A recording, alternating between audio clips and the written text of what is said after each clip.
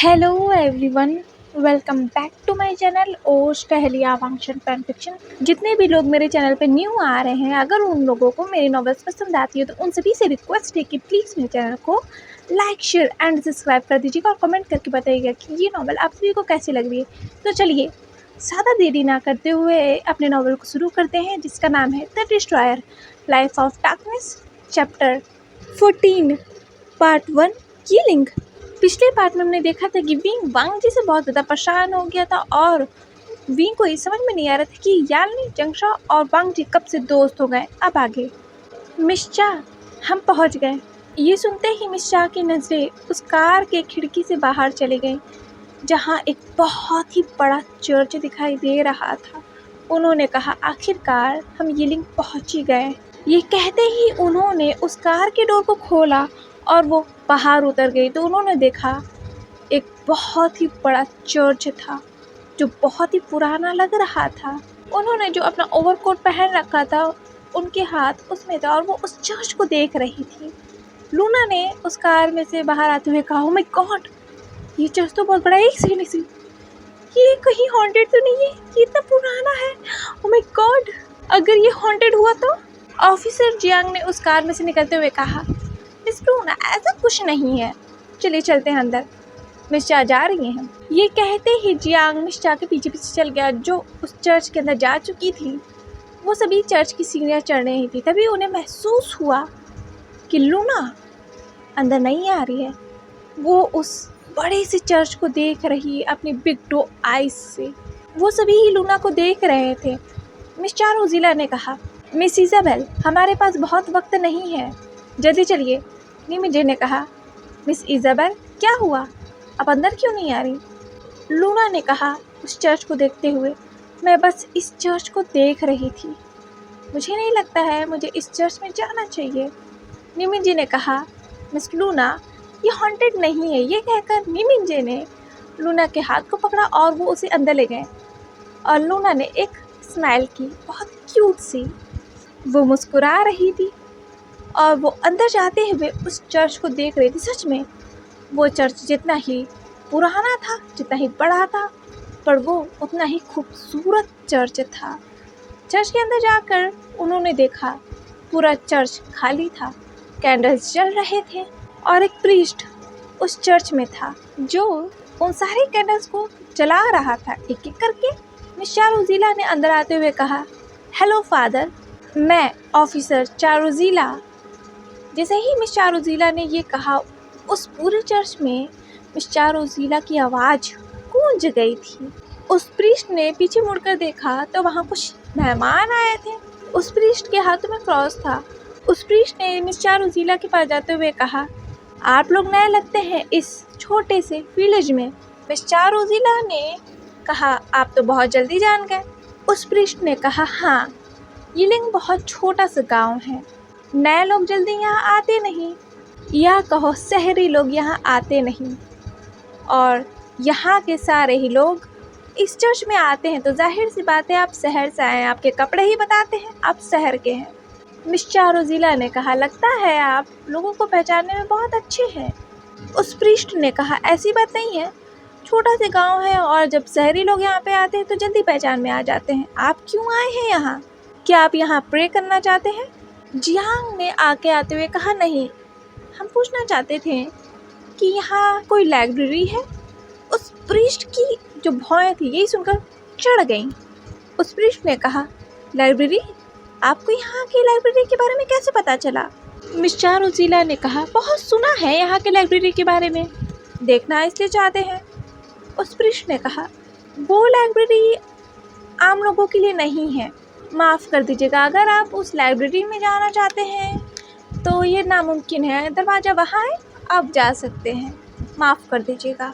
ये कहकर वो प्रीस्ट अपनी जगह वापस चला गया और वो अपने कैंडल्स को वापस जलाने लगा। उस प्रीस्ट की बातें सुनकर मिस चारोजीला का तो माथा ठनक गया। उन्होंने कहा, मैं अच्छे से बात कर रही हूँ, इसका मतलब ये नहीं है कि आप हमसे घमंड करेंगे। उस प्रीस्ट ने उस कैंडल को जलाते हुए बिना चारोजीला को देखते हुए कहा, इसमें घमंड वाली कोई बात नहीं है, वो लाइब्रेरी आम लोगों के लिए नहीं है, मैंने कहा आप बाहर जा सकते हैं। ये सुनकर तो चारोजीला और भड़क गई। मेरे पास परमिशन है कि मैं यहाँ उस लाइब्रेरी में जा सकती हूँ। अब आप कुछ कह सकते हैं? उस पृष्ठ की हाथें रुक गईं। वो पीछे मुड़ा और कहा, तो आप कानून से बात करना चाहती हैं? तो मैं आपको बता दूं, इस गांव में कोई भी कानून लागू नहीं होता। सरकार यहाँ नहीं आ सकती। सरकार का कोई आदमी यहाँ कुछ नहीं कर सकता। इस गांव का अपना ही अलग कानून है। मैंने आपसे कहा है परमिशन नहीं है तो नहीं है। आपके एक कागज़ के टुकड़े मेरे ऊपर दबाव नहीं डाल सकते कि मैं आपको परमिशन दे दूं कि आप उस लाइब्रेरी में जाएं। वो आम लोगों के लिए नहीं है, और आप लोगों के लिए तो बिल्कुल भी नहीं, आप शहरी लोगों के लिए तो बिल्कुल भी नहीं। आप जा सकते हैं, मैं बहुत अच्छे से समझा रहा हूँ, वरना पैतरे हमारे पास भी हैं। ये सुनकर मिस चारुशीला और भी भड़क गई। चारुशीला कुछ कहने ही जा रही थी जियांग ने कहा, मिस चा, गुस्सा शांत कीजिए, यहाँ गुस्से से काम नहीं चलेगा मिस चा, समझिए। मिस चारुशीला ने जियांग से कहा, छोड़ो मेरे हाथ को। ये खुद को क्या समझता है फादर? इतने घंटों से क्या इतने दिनों से मैं सफ़र करके आई हूँ और ये कह रहा है कि मैं उस लाइब्रेरी में नहीं जा सकती? मैं तो जाऊँगी। ये कहते ही मिस चारुशीला ने उस फादर की तरफ दोबारा देखा और कहा, तुम मुझे अंदर जाने से कैसे मना कर सकते हो? मेरे पास गवर्नमेंट का ऑर्डर है कि मैं वहाँ जा सकती हूँ, तो तुम मुझे कैसे रोक सकते हो? मिस चार ने इतने ज़ोर से चिल्लाकर कहा था कि उस पूरे चर्च में मिस चारुशीला की आवाज़ गूंज गई थी। उस प्रीस्ट ने कहा, मैं बहुत अच्छे से कह रहा था, अब लगता है आप लोगों को सीधी सीधी बात समझ में नहीं आएगी। ये कहकर उस प्रीस्ट ने कुछ बैल सा बजाया। जैसे ही उस प्रीस्ट ने एक बैल सी बजाई, वहाँ पर एक छोटा सा बच्चा आया, शायद 10-12 साल का। उसने कहा, जी फादर। उस प्रीस्ट ने कहा, तुम जानते हो तुम्हें क्या करना है? उस बच्चे ने कहा, जी। ये कहकर उस छोटे से बच्चे ने इन चारों ही लोगों को देखा और फिर वो वहाँ से दौड़कर चला गया। किसी को समझ में नहीं आया। मिस चारुशीला ने कहा, देखिए मैं आपको बहुत अच्छे से समझा रही हूँ, हमारे पास गवर्नमेंट का ऑर्डर है कि मैं उस चर्च में जा सकती हूँ, तो आप लोगों की भलाई इसी में है कि आप लोग मुझे जाने दें वहाँ, वरना हमें और भी लोगों को बुलाना पड़ेगा, और अगर आपने ज़्यादा किया तो हमें पूरी पुलिस फोर्स बुलानी पड़ेगी। अब आप समझ लीजिए। उस फादर ने कहा, उसकी ज़रूरत नहीं पड़ेगी। जैसे ही उस फादर ने कहा, तभी कुछ लोग दौड़ते हुए वहाँ पर आए और उन्होंने कहा, फादर फादर क्या हुआ? फादर क्या हुआ? कौन लोग हैं जो आपको धमकी दे रहे? कौन है वो? उस फादर ने सामने की तरफ देखा। ये देखकर उन सभी की नजरें भी सामने की तरफ चली गईं। उन सभी लोगों ने देखा कि 4 लोग हैं वहाँ जो शहर से आए हैं, शहरी लोग लगते हैं, और वो सारे ही लोग गुस्से में लग रहे हैं, हमारे फादर को धमकी दे रहे हैं। उन लोगों ने यही सोचा और वो सब गुस्से में आ गए थे इन 4 शहरी लोगों को देखकर। ये सभी गांव वाले थे और ये सभी लोग उस फादर के सामने आ गए और उन्होंने अपने हाथों में हथियार ले रखे थे। कुछ के हाथों में डंडे थे, कुछ नौजवान थे जिनके हाथों में बेसबॉल थे या कह लो हॉकी स्टिक भी थे, और कुछ के हाथों में लोहे के सलिया थी, तो कुछ के हाथों में खेतों में काम करने वाले औजार थे। ये देखकर लूना डर गई। उसने कहा, हाँ मिस्चा हमें यहाँ से चलना चाहिए, मिस्चा हमें यहाँ से चलना चाहिए, इन लोगों के हाथों में हथियार है। मिस्चा ने कहा, इन लोगों के हाथों में हथियार है तो क्या हमारे नहीं? ये कहते ही मिस चारुशीला ने अपने पास से एक गन निकाली और उन लोगों की तरफ कर दिया।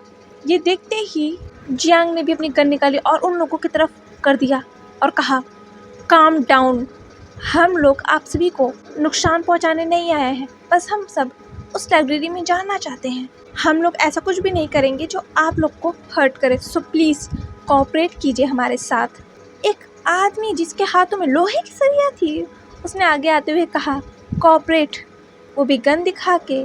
आप शहरी लोग ऐसे ही होते ही हो, गांव वालों को कुछ नहीं समझते, कीड़ों मकोड़ों समझते हो, पर ये गांव ऐसा नहीं, ये यीलिंग है, यीलिंग। यहाँ हर आदमी अपनी मर्ज़ी से तो आता है, पर हर आदमी अपनी मर्ज़ी से जाता नहीं, क्योंकि फैसला हम करते हैं कौन यहाँ से आएगा कौन यहाँ से जाएगा। और हमारी लाइब्रेरी, वहाँ तो सवाल ही नहीं उठता कि आप वहाँ जाओ, तो आप सब यहाँ से सीधा ऐसे निकल जाओ, वरना ये हथियार हमने ऐसे ही नहीं ले रखे। आप वहाँ उस लाइब्रेरी में नहीं जा सकते, वो हमारे एंचेस्टर्स की लाइब्रेरी है, वहाँ कोई नहीं जा सकता, निकलिए आप सब यहाँ से। जियांग ने कहा, देखिए हम आपकी लाइब्रेरी को कोई भी नुकसान नहीं पहुंचाएंगे, कोई भी चीज़ हम ऐसी नहीं छुएंगे जिसे आपको हर्ट हो। बस हम कुछ बुक्स को पढ़ना चाहते हैं, कुछ बुक्स को देखना चाहते हैं, बस उतना ही। ये सुनकर तो उस फादर ने कहा, क्या आप हमारे एशियंट्स बुक को पढ़ना चाहते हैं? मिस्टर रोजीला ने कहा, हाँ। ये सुनते ही उस फादर ने कहा, कभी नहीं, वो बुक्स तो कभी भी आप जैसे लोग नहीं पढ़ सकते। आप लोगों के लिए वो बुक है ही नहीं, वो गॉडेस की है और वो एक पवित्र किताब है। बाहर निकालो इन सभी को यहाँ से। वो किताब ये नहीं देख सकते, ये आए भी कैसे इस चर्च के अंदर? जैसे ही उस फादर ने ये कहा, जिस आदमी के हाथ में सलिया थी उसने कहा, निकलो बाहर। शारोजीला ने कहा, देखो।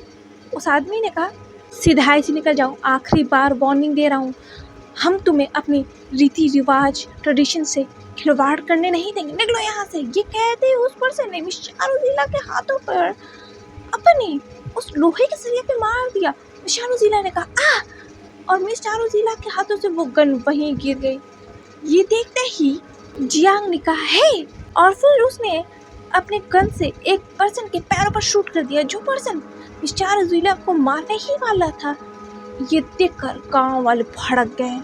उन्होंने कहा, हमला हमला, हमारे ऊपर हमला हुआ है, ये शहरी लोग हमारे लोगों को मार रहे हैं, मारो मारो इन लोगों को मारो। उन सभी लोगों ने मिस शारोजीला, लूना, निमिंजे, जियांग सभी के ऊपर हमला करने लगे। अब वो 4 थे और गांव वाले कम से कम 50 से भी ज्यादा। निमिंजे ने कहा, रुक जाओ। निमिंजे ने एक पर्सन के ऊपर बंदूक तानते हुए कहा, रुक जाओ, हमारे लोगों को छोड़ दो प्लीज, हमारे लोगों को छोड़ो। उस पर्सन ने कहा, नहीं।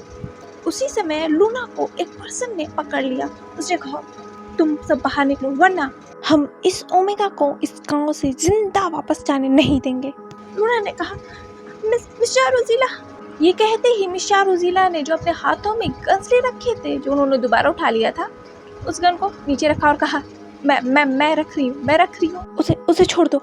जियांग ने भी अपने गन को नीचे रख दिया था और निमिंजे ने भी रख दिया था। उस पर्सन ने जिसने अपने हाथों में लोहे की सलियारे रखी थी, उसने कहा, उस पर्सन का नाम लूहान था, ले चलो इन सबको यहाँ से। ये सब हमारे एंसेस्टर्स के निशानी को बर्बाद करने के लिए आए हैं, बस सबको तो अब मैं बताता हूँ। ये कहकर वो पर्सन बाहर चल गया और उसके पीछे पीछे मिस शारोजीला, जियांग, निमिंजे को लेके आए जा रहा था। उन सभी के हाथों को रस्सियों से बांध दिया गया था, वो भी पीछे की तरफ। मिस शारोजीला ने कहा, देखो, ये सब तुम ठीक नहीं कर रहे हो, समझ गए? यहाँ लूना, जिसे कुछ लोग लेके आ रहे थे, वो भी घसीटते हुए। लूना ने कहा, प्लीज प्लीज मुझे छोड़ दो, मिस्टर जियांग, प्लीज मेरी हेल्प कीजिए, मुझे छोड़ दो, तुम सब मुझे छोड़ दो। मिस शारोजीला, निमिंजे और जियांग को उस चर्च से बाहर ले जाया गया और उन्हें उस जमीन पर फेंक दिया गया, जो जमीन बहुत खुरदुरी थी। फिर उन्हें अपने घुटनों पर बैठाया गया जबरदस्ती। उन तीनों के ही चारों ओर गांव वाले थे, जिनके हाथों में हथियार थे, और वो तीनों ही बीचों बीच बैठे थे अपने घुटनों पर, और उन तीनों के ही हाथ बंधे हुए थे। और उनके सामने वही हान था जिसके हाथों में लोहे की सरिया थी। वो उस लोहे की सरिया को बार बार ठोक रहा था, जिसे देखकर निमिंजे तो एक बार को घबरा गए थे, कहीं ये हम पर ही मार ना दे। उन्हें नहीं पता था इस गांव में आने के बाद इतना बड़ा बवाल हो जाएगा, ये गांव वाले बस एक किताब के लिए इतना बड़ा हंगामा कर देंगे और उन्हें इस तरह घुटनों पर बैठा देंगे। उन्होंने सोचा नहीं था। उनकी जान तो जैसे हलक को आ गई थी उस लोहे की सरिया को देखकर, जो बहुत मोटा था, सीरियसली। और इन गांव वालों की आंखों में गुस्सा था। जिस पर्सन के हाथों में लोहे की सरिया थी, उसने कहा, जिसका नाम हान है, तुम सब यहाँ क्यों आए हो? तुम क्या करना चाहते हो हमारे गॉडेस के उस हॉली बुक के साथ? बताओ, मैं क्या तुम उसे यहाँ से ले जाना चाहते हो? मिस शारोजीला ने कहा, देखो, ऐसा कुछ भी नहीं है, हम बस उसे देखने के लिए आए हैं। ये कहकर मिस शारोजीला ने उस चर्च की सीढ़ियों के पास खड़े हुए उसी प्रीस्ट को देखा। उस प्रीस्ट ने कहा, नहीं, वो तुम्हें नहीं मिल सकती। मिस शारोजीला ने कहा, देखो, हमारे पास गवर्नमेंट का ऑर्डर है। उस पर्सन ने मिस शारोजीला के फेस पे उस लोहे की सरिया को रखा और उसे ऊपर उठाते हुए कहा, क्या सरकार यहाँ कुछ नहीं कर सकती है? यहाँ हमारा बस रूल चलता है। आखिरी बार कह रहा हूँ, यहाँ से चले जाओ। वरना जान से जाओगे। मिस चारोजिला ने कहा। नहीं, मिस चारोजिला भी अड़ गई थी, क्योंकि अगर वो यहाँ से चली गई उन्हें डिस्ट्रॉयर के बारे में कुछ नहीं पता चलेगा और लोग हर एक मिनट मर रहे हैं, जिसकी अपडेट हर वक्त मिस्टर मिन मिस चारोजिला को देते हुए आए हैं। कितने ही लोग यहाँ तक पहुँचते पहुँचते मर चुके हैं। ये लिंक पहुँचते पहुँचते कितने लोगों की मौतों की खबर मिस चारोजिला के कानों में आई है। इसे वो नज़रअंदाज नहीं कर सकती। वो अपनी जान बचाने के लिए यहाँ से जा नहीं सकती। काफ़ी लोग मारे जा चुके हैं, इसी वजह से वो बहुत गुस्सा थी। हान ने कहा, जिसके हाथों में लोहे की सरिया है। ठीक है, तो तुम सब यहाँ से नहीं जाने वाले। मैंने बहुत समझाने की कोशिश की थी, पर तुम सब समझने के लिए तैयार नहीं हो। अब जो भी कुछ होगा उसके जिम्मेदार तुम सब होगे। उस पर्सन ने ये कहते हुए पीछे की तरफ देखा, जहाँ पर लूना थी। उस पर्सन की नज़र फील करते ही उन दो लोगों ने, जिसने लूना को पकड़ा था, उसे ज़मीन पर ज़बरदस्ती बैठा दिया और कहा झुको।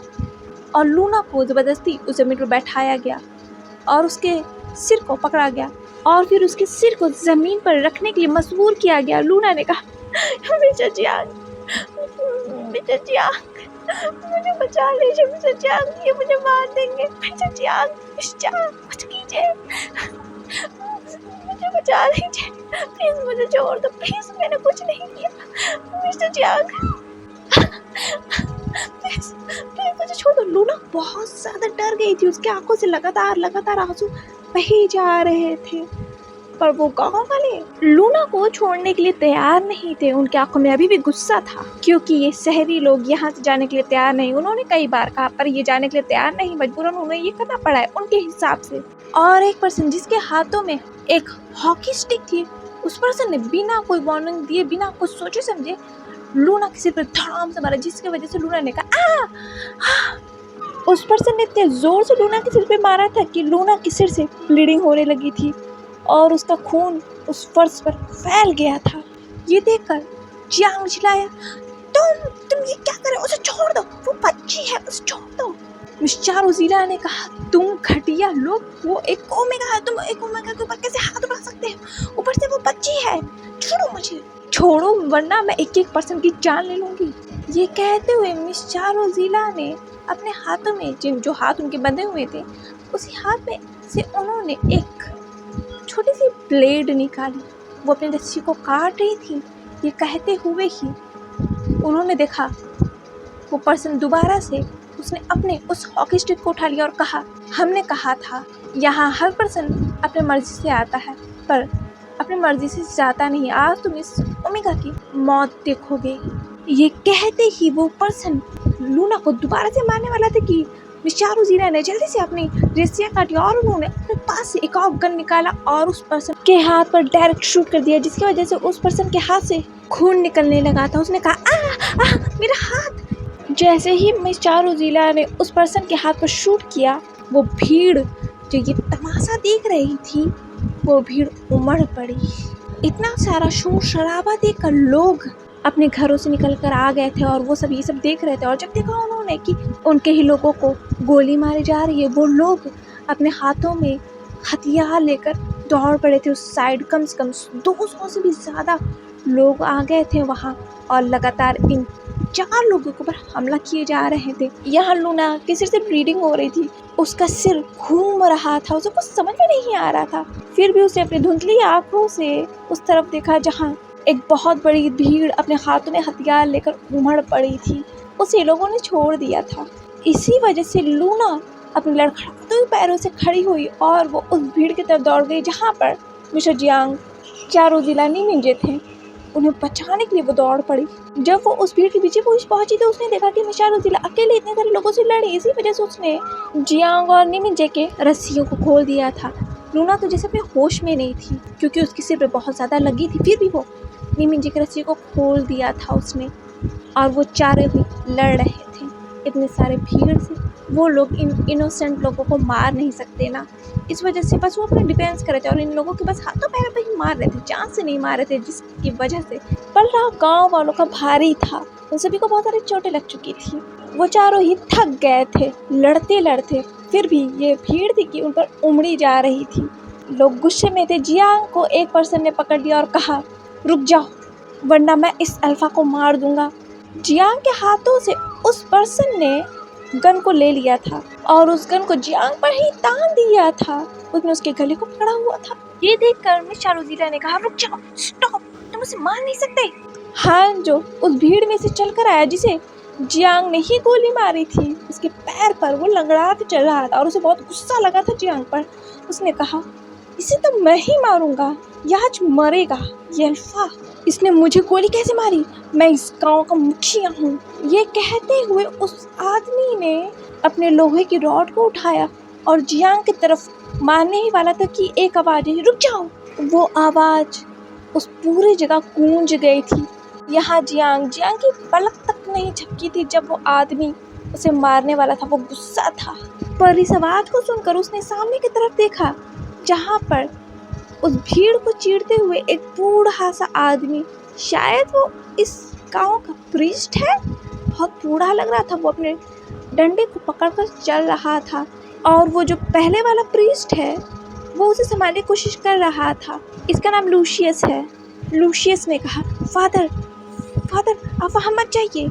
ये सुनते ही उस ओल्ड प्रीस्ट ने गुस्से में लूशियस को देखा। लूशियस ने कहा, ठीक है फादर, आप वहाँ जाना चाहते हैं पर मैं आपको लेके चलता हूँ वहाँ पर। उस प्रीस्ट ने कहा, मैं इतना भी बूढ़ा नहीं कि मुझे किसी का सहारा लेना पड़े, मैं अपने पैरों पर चल सकता हूँ। वो प्रीस्ट उस भीड़ के बीचों बीच आ गया जहाँ उसने देखा 4 लोग हैं और वो सभी खून से लथपथ हैं। ये देखकर वो प्रीस्ट गुस्सा हो गया तो उसने कहा, ये सब तुमने क्या किया? ये कोई लोग ऐसा करते हैं अपने मेहमानों के साथ? उस मुखिया ने कहा, फादर ये कोई मेहमान नहीं, ये लोग हमारे एशियन लाइब्रेरी में जबरदस्ती घुसने की कोशिश कर रहे थे और इन लोगों ने हमारे लोगों को मार भी दिया। उस प्रीस्ट ने ये सुना और उसने फिर झटके से सामने की तरफ इन 4 लोगों को देखा।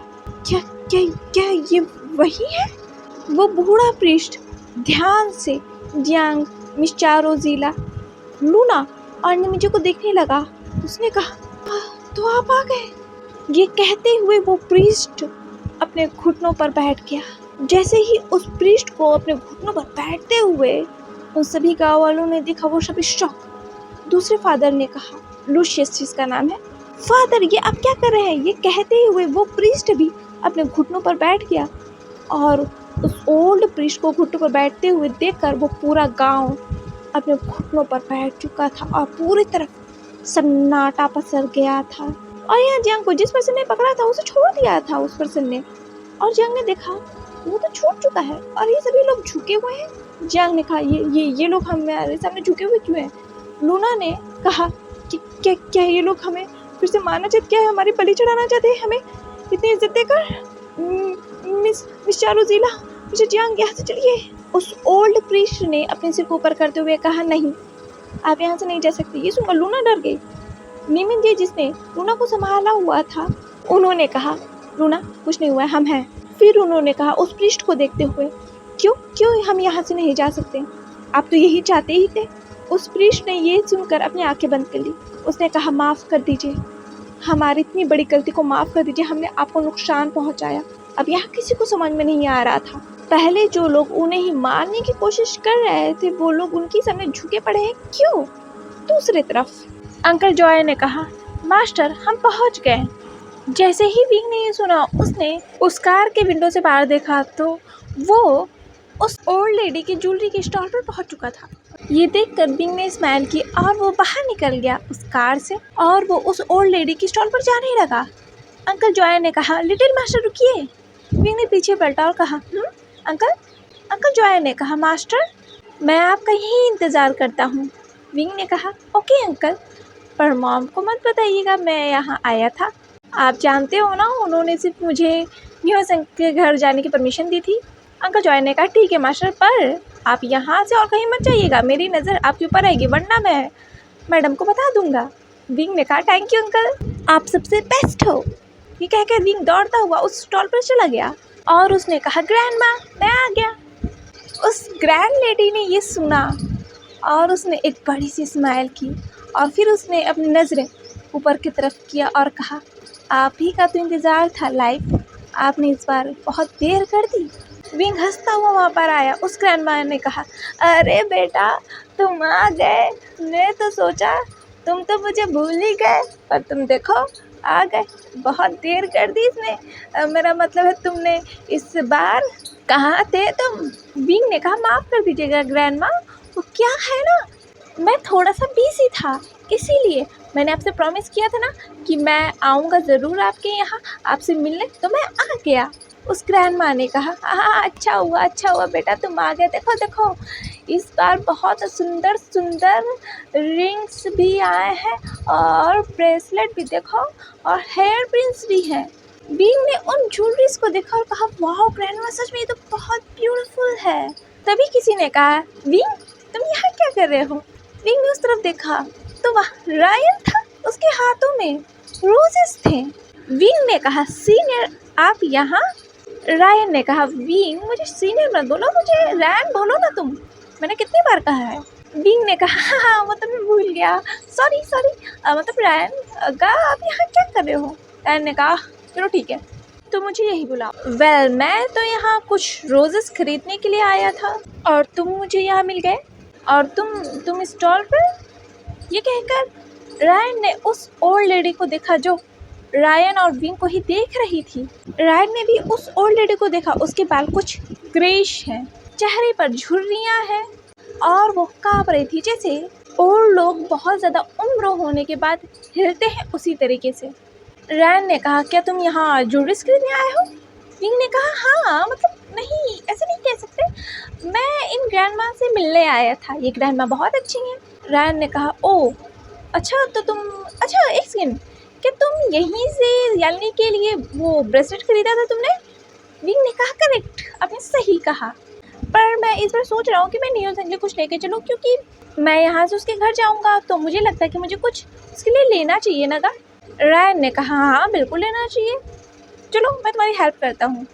ये कहकर रायन जो है विंग की हेल्प करने लगा उन ज्वेलरी को सिलेक्ट करने के लिए, और वो ओल्ड लेडी विंग को ही देख रही थी, उसकी आंखों को ही देख रही थी कि विंग कितना इनोसेंट है। विंग ने कहा, ग्रैंडमा मैं ये वाली रिंग लूँगा, कैसी है?